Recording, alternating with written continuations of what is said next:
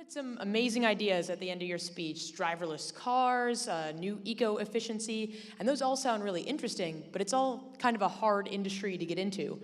So I'm wondering if you could share kind of, if you're interested in that subject, what might you start learning and getting ready to innovate the next big driverless car? That's a great question, Emma, and I think that one of the things that we have learned over time is that while it may seem the barrier to entry is very high in terms of getting connected with OEMs and huge capital investment stuff, but what we're finding today is innovation technology coming from the smallest parts of the organization. In fact, Mitch and I were just talking a moment ago. There's a fellow here in town who's working on onboard data acquisition system that you were talking about as a PDR in the Corvette. There's onboard data acquisition for the sports car industry, and he's doing it in his garage.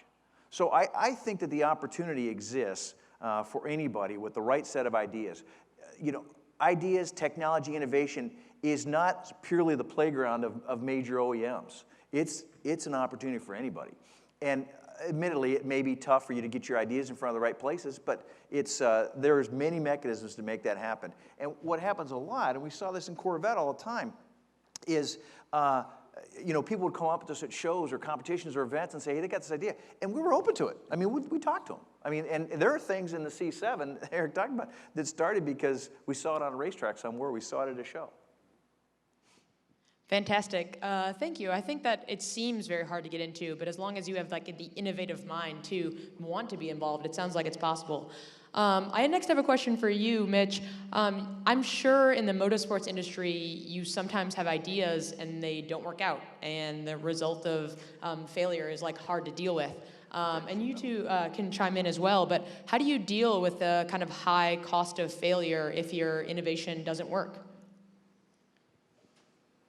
Just try again. I mean, it's really as simple as that. And maybe the original concept was sound, but the implementation wasn't correct. So, you know, that's what testing's all about. You know, race teams nowadays, big or small, spend a lot of time testing. And with that, it gives you the opportunity to try things. You go in with a plan, you say, okay, we came up with this new aero idea, we want to give it a shot. And more times than not, they don't produce the end result. But what you may find is the result it did produce was totally unexpected and can be used in another area. Just one comment on that, I mean, it's a semantic issue.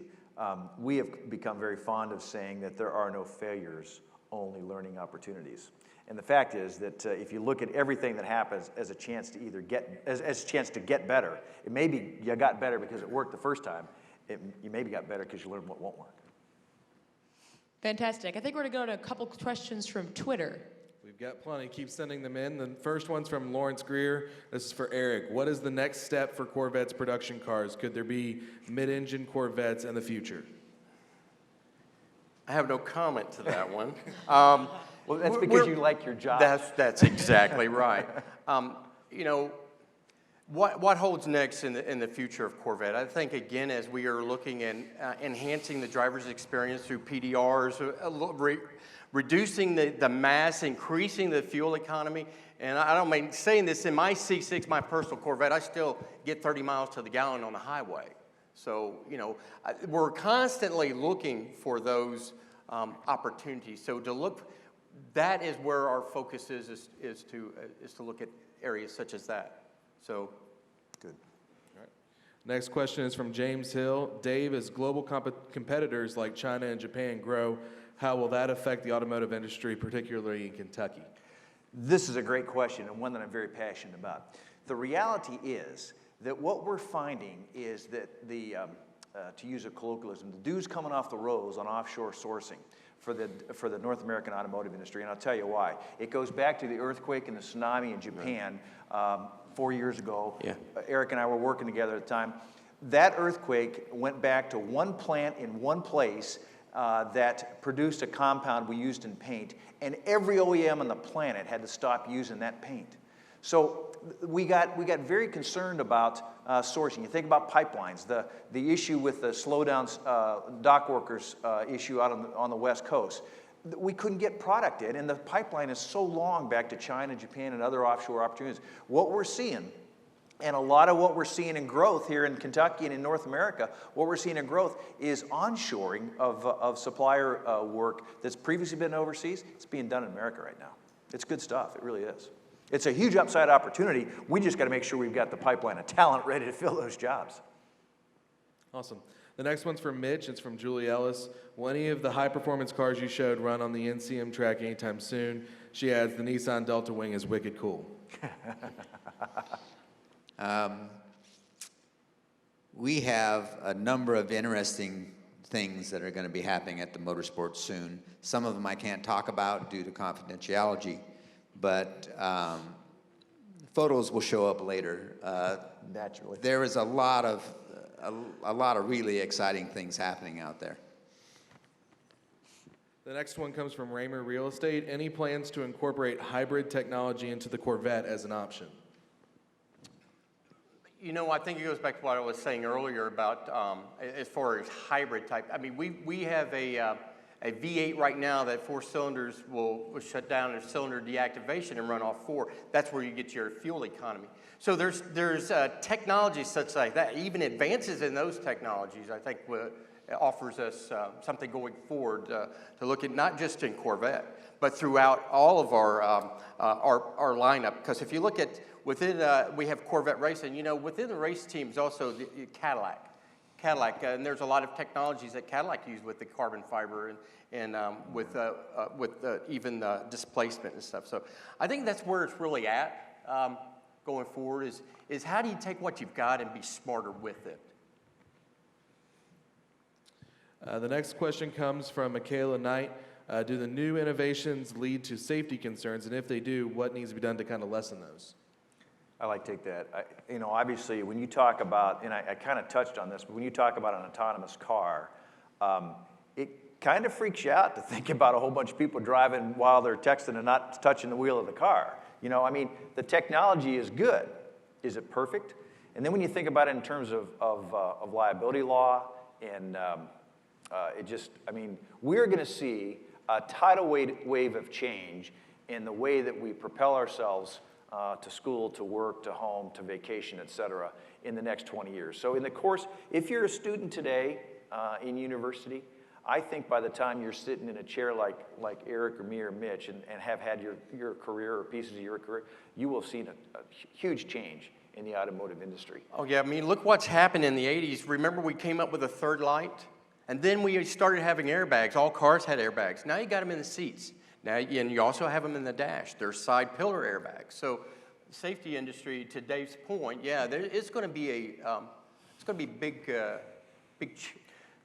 It will continue to advance in a way that, in a positive way for us going forward. The other thing I would add about product safety on top of your comments, Eric, is that, again, when you talk about the transfer from the track to the street, we have learned more about how to protect the occupants of a vehicle from harm from the track. I don't know if you guys saw this video last weekend of a top fuel drag racer that went airborne and catapulted around. I mean, you look at it, you think the guy walked away. He actually walked away from the wreck. We've seen cars go into the walls at tracks around the country, and you know, it's amazing what we've learned from racing that we translate into passenger cars. Our cars are safer today. And the technology on the cars, we've got front-end collision avoidance. I'm driving a 2015 pickup truck, and if the car down in front of me slows down faster than I'm slowing down, I get a big red light on my dashboard saying, "Hey, stupid, slow down." You know, I mean, the technology is amazing. Next one comes from Nefertiti. She says, Eric, as the head of assembly, how do you know when to create new models or change old models to stay on the cutting edge? Well, Dave mentioned this earlier. We're constantly getting feedback from our customers. Our customers are our barometer on where we need to go with this.